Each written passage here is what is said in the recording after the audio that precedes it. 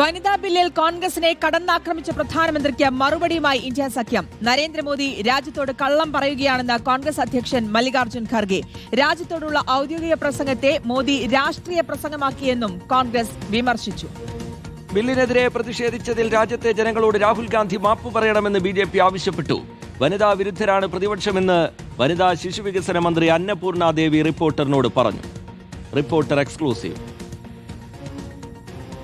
देखिए, जिस तरह से कांग्रेस के द्वारा या अन्य विपक्षी दलों के द्वारा नारी शक्ति वंदन अधिनियम जो महिलाओं की 33% भागीदारी जिसमें होनी थी, जिस तरह से उन्होंने कल इसका विरोध किया है, तो ये बहुत ही गलत है.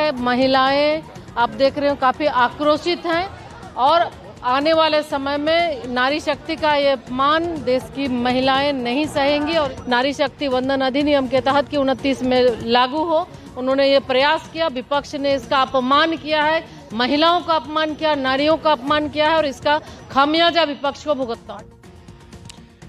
നോബൽ മാരിക്കാരൻ വിവരങ്ങളുമായി നമുക്കൊപ്പം ദില്ലിയിൽ നിന്ന് ചേരുന്നുണ്ട്. നോബൽ, ഒരിക്കലും പാസ്സാകില്ല എന്നറിഞ്ഞിട്ടും ബിൽ എന്തിനാണ് കൊണ്ടുവന്നത് എന്നത് വ്യക്തമാക്കുന്ന തരത്തിലുള്ള മോദിയുടെ രാഷ്ട്രീയ വിമർശനങ്ങളാണ് ഇന്നലെ നമ്മൾ കണ്ടത്. പ്രധാനമന്ത്രി എന്ന നിലയിൽ രാജ്യത്തെ അഭിസംബോധന ചെയ്യുക, ഓരോ പ്രതിപക്ഷ പാർട്ടികളെയും എണ്ണിപ്പറഞ്ഞുകൊണ്ട് അതിശക്തമായ രാഷ്ട്രീയ വിമർശനം ഉന്നയിക്കുക, അധികാര ദുർവിനിയോഗമാണിത് എന്ന വിമർശനം പ്രതിപക്ഷം കടുപ്പിക്കുന്നുണ്ട് നോബൽ മാരിക്കാരൻ.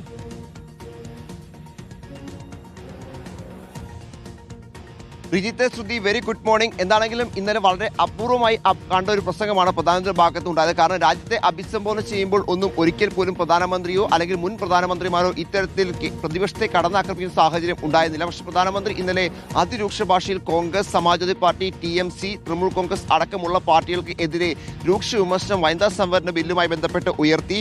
അതിരൂക്ഷ വിമർശനം എന്ന് തന്നെ വേണം ഇതിനെ വിളിക്കാൻ. എന്താണെങ്കിലും ഈ വിമർശനത്തിന് എതിരെ പ്രതിപക്ഷ പാർട്ടികളുടെ ഭാഗത്തുനിന്ന് സമൂഹ മാധ്യമ അക്കൗണ്ടുകൾ വഴി ഇന്നലെ രാത്രി മുതൽ തന്നെ അവരുടെ പ്രതികരണങ്ങൾ വന്നു തുടങ്ങിയിരുന്നു. കോൺഗ്രസിന്റെ ഭാഗത്തുനിന്നാണെങ്കിലും തൃണമൂൽ കോൺഗ്രസിന്റെ ഭാഗത്തുനിന്നാണെങ്കിൽ പോലും പ്രതികരണങ്ങൾ ഓരോന്നായി വന്നു തുടങ്ങി. പക്ഷേ കൂടുതൽ പാർട്ടികൾ ഇന്നിപ്പോൾ രംഗത്തേക്ക് വരും. അതുമാത്രമല്ല, പ്രധാനപ്പെട്ട നേതാക്കൾ പല ഇടങ്ങളിൽ, രാജ്യത്തിന്റെ വിവിധ ഇടങ്ങളിൽ വാർത്താ സമ്മേളനം അടക്കം നടത്തും എന്ന വിവരവും ഈ ഘട്ടത്തിൽ പുറത്തേക്ക് വരുന്നുണ്ട്.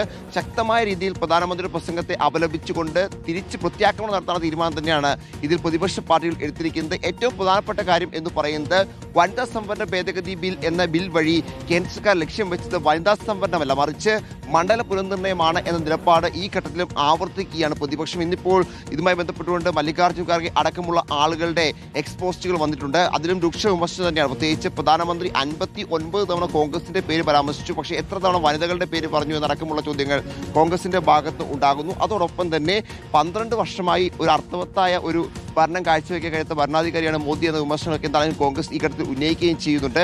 വനിതാ സംവരണ ഭേദഗതി ബില്ലിൽ ഇന്നലെ തന്നെ, പ്രത്യേകിച്ച് ബിൽ പരാജയപ്പെട്ടപ്പോൾ തന്നെ ഭരണപക്ഷം ആരംഭിച്ചൊരു പ്രചരണമുണ്ട്. ഈ പ്രതിപക്ഷം സ്ത്രീവിരുദ്ധരാണ്. പ്രത്യേകിച്ച് അന്ന് ഈ പാർലമെന്റ് പുറത്തേക്ക് വരുമ്പോൾ വനിതാ MP മാർ, BJPയുടെ അടക്കം വനിതാ MP മാർ പ്രതിപക്ഷത്തിനെതിരെ പ്രതിഷേധവുമായാണ് പുറത്തേക്ക് വന്നത്. ഇന്നലെ രാഹുൽ ഗാന്ധിയുടെ വസതിയിലേക്ക്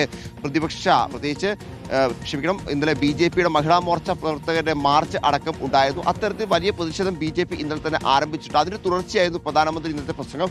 ഇന്നും ഇപ്പോൾ വിവിധ ഇടങ്ങളിൽ സമാനമായി തന്നെ BJP പ്രതിപക്ഷത്തിന് എതിരെ പ്രതിഷേധങ്ങളും വാർത്താ സമ്മേളനം നിശ്ചയിച്ചിട്ടുണ്ട് എന്ന വിവരം പുറത്തേക്ക് വരുന്നുണ്ട്. പരമാവധി ഈ പറഞ്ഞ വനിതാ സംവരണ ബില്ലിനെ പരാജയപ്പെടുത്തിയ പ്രതിപക്ഷത്തെ ജനങ്ങൾക്ക് മുന്നിൽ തുറന്നു കാട്ടുക എന്നതാണ് ഇതുകൊണ്ട് പ്രധാനമന്ത്രിയും BJPയും കേന്ദ്ര സർക്കാരും ഉദ്ദേശിക്കുന്നത്. ആ പ്രക്രിയ വരും ദിവസങ്ങളിൽ കൂടുതൽ ശക്തമായി തന്നെ മുന്നോട്ടുള്ളൂ. പ്രത്യേകിച്ച് തമിഴ്നാട്, പശ്ചിമ ബംഗാൾ തെരഞ്ഞെടുപ്പുകളുടെ പശ്ചാത്തലത്തിൽ ഈ രണ്ട് സംസ്ഥാനങ്ങളിലും ഈ വിഷയത്തിന് പരമാവധി പ്രചാരണം നൽകാനുള്ള നീക്കം തന്നെയാണ് എന്താണെങ്കിലും ഉള്ളത്. ഇന്നിപ്പോൾ കേന്ദ്ര ആഭ്യന്തരമന്ത്രി അമിത്ഷാ തമിഴ്നാട്ടിൽ എത്തുന്നുണ്ട്. വരും ദിവസങ്ങളിൽ മോദി ബംഗാളിലും തമിഴ്നാട്ടിലും എത്തുന്നുണ്ട്. ഈ പ്രസംഗങ്ങളിലൊക്കെ ഈ വിഷയം സജീവമായി തന്നെ ഉയർത്തും. അതോടൊപ്പം തന്നെ മറ്റ് ഇടങ്ങളിൽ, പൊതു ഇടങ്ങളിൽ ചർച്ചയാക്കി നിർത്തുന്ന രീതിയിലേക്ക് തന്നെ ഇതിനെ ഉയർത്തി കാണിക്കാനാണ് BJPയുടെ NDAയുടെ ശ്രമം. അതേസമയം പ്രതിപക്ഷമാകട്ടെ, ഇന്ത്യ സഖ്യമാകട്ടെ, അവരുടെ പ്രതിഷേധങ്ങളും അതോടൊപ്പം തന്നെ നിലവിൽ പാസ്സാക്കി നിയമമായിട്ടുള്ള വനിതാ സംവരണം 543 സീറ്റ് നിലവിലത്തെ ലോക്സഭാ സീറ്റിൽ നടപ്പാക്കണമെന്ന് ആവശ്യപ്പെട്ടുകൊണ്ടുള്ള പ്രവർത്തനവും പ്രചാരണവും അവർ നടത്തുന്നത്. അല്ലെങ്കിൽ ഇന്നും ഇപ്പോൾ വാദപ്രതിവാദങ്ങൾ ഈ വിഷയത്തിൽ ഉണ്ടാകും എന്ന കാര്യത്തിൽ യാതൊരു സംശയവും ഇല്ല.